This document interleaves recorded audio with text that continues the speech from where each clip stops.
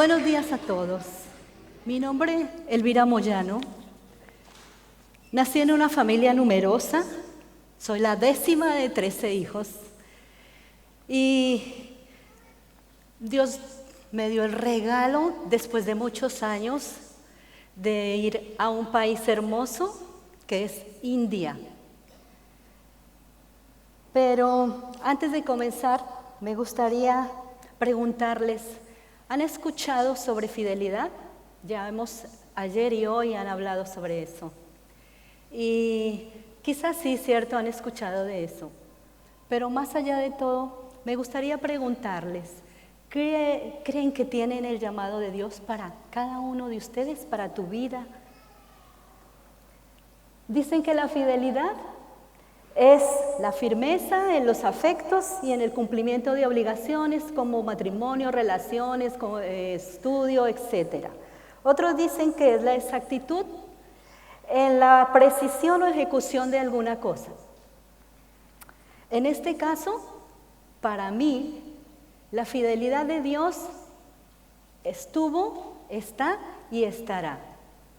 Así es de que me gustaría preguntarles, ¿has sido fiel al llamado de Dios en tu vida? ¿Estás siendo fiel al llamado de Dios en tu vida? ¿Crees que seguirás siendo fiel al llamado de Dios en tu vida? En una ocasión escuché a alguien de aquí decirme, yo no tengo el llamado de Dios para mi vida, pero ¿saben qué? En la santa palabra de Dios, si buscas desde Génesis hasta Apocalipsis, encuentras el llamado de Dios para tu vida. Y para todos nosotros, para la mía también, obvio. Y si dices que no es así,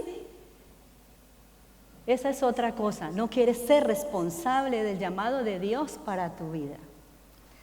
Antes de conocer a Cristo como mi Salvador personal, estaba militando en el Partido Comunista. A punto de pertenecer a él, yo sabía dentro de mi corazón que para tomar semejante decisión tenía que estar completamente segura de lo que iba a hacer. Era un paso muy grande. Así es de que estuve pensando y ¿saben qué? Ese no era el paso que Dios quería. Dios me buscó, me halló y conocí a Cristo como mi Salvador personal. ¿Has tomado decisiones así sin ni siquiera darte cuenta qué es lo que estás haciendo? Muchas veces las hacemos, ¿cierto?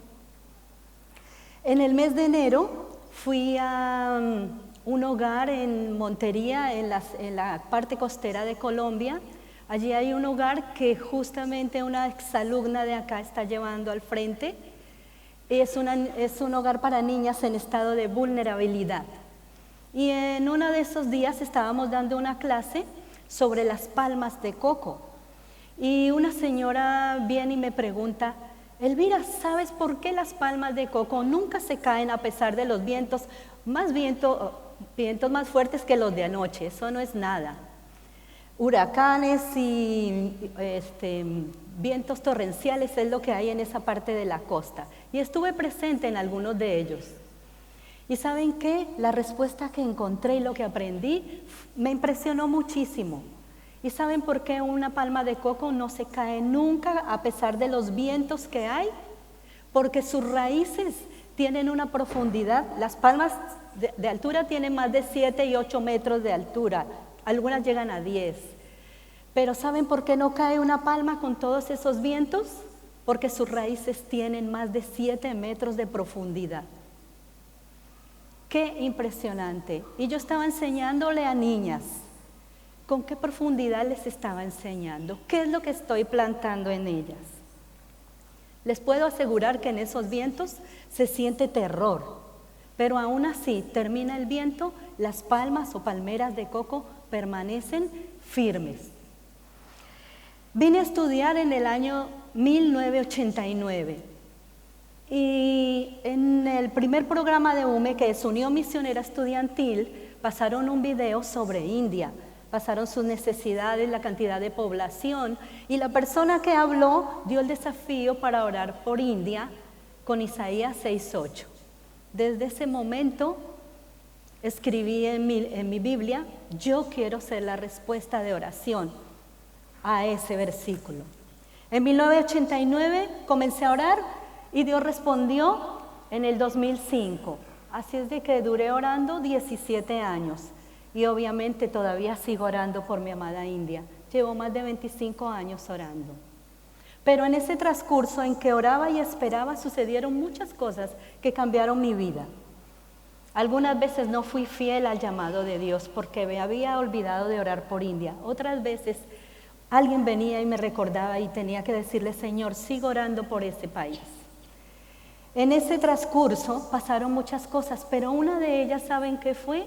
En menos de 2 años recibí noticias de que 5 personas en mi familia fallecían.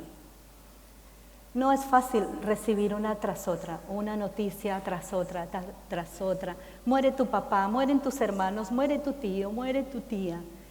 Y estás ahí pensando, ¿qué decides? ¿Qué hacer? Pero ¿sabes qué? Eso no me quita la responsabilidad de obedecer al llamado de Dios para mi vida.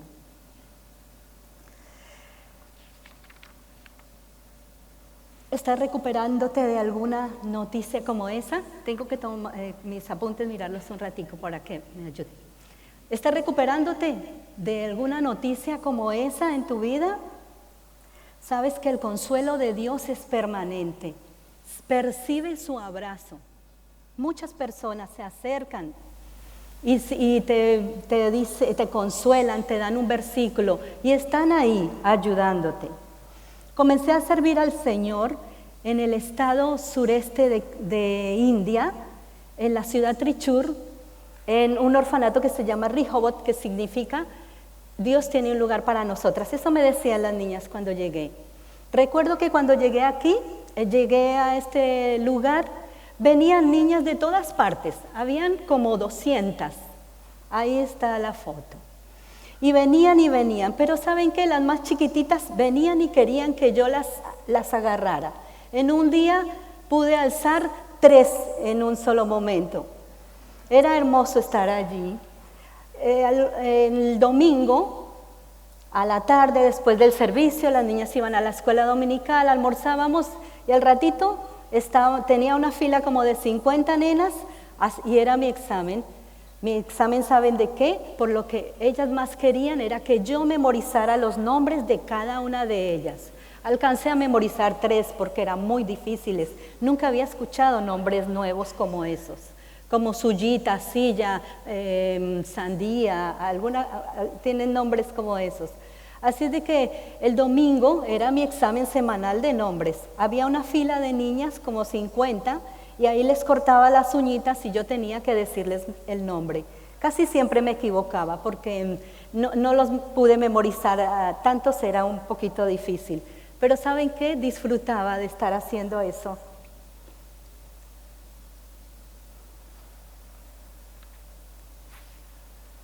Estaba muy feliz de servir al Señor, al Rey de Reyes allí en mi amada India. Percibe su aroma.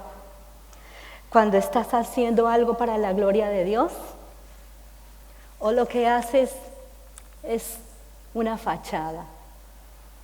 A veces lo hacemos, ¿cierto?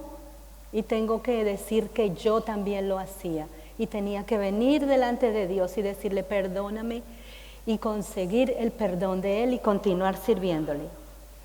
Un día, de los que estaba sirviendo al Señor, tenía que yo era la encargada de la parte médica y llevé a una de las niñas al hospital. Eran 2 horas de viaje más o menos en tren y cuando regresé, íbamos regresando para tomar el transporte, pisé una piedra y se me dobló un pie.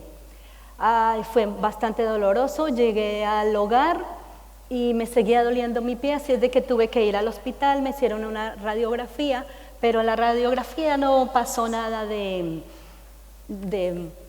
mayor gravedad, gracias. Así es de que en el hospital me pusieron media férula y como el dolor era fuerte, me dieron 5 días de reposo. Después de esos días de reposo me comenzó un dolor en mi lado izquierdo de mi espalda. Y yo le culpé de ese dolor a la tronchada y a los 5 días que había estado en reposo. Pero un día bañándome, muy cercano, me sentí un porotito en mi seno izquierdo. Y ahí me di cuenta y supe que algo andaba mal. Ese mismo día en la tarde, una chica que ya era enfermera del orfanato, del hogar, me acompañó al médico. Fui al médico, me hicieron todos los exámenes y en el ecógrafo, lo último escuché decía carcinoma ductal infiltrante en la hora 2, etcétera, etcétera. Así me enteré que tenía cáncer.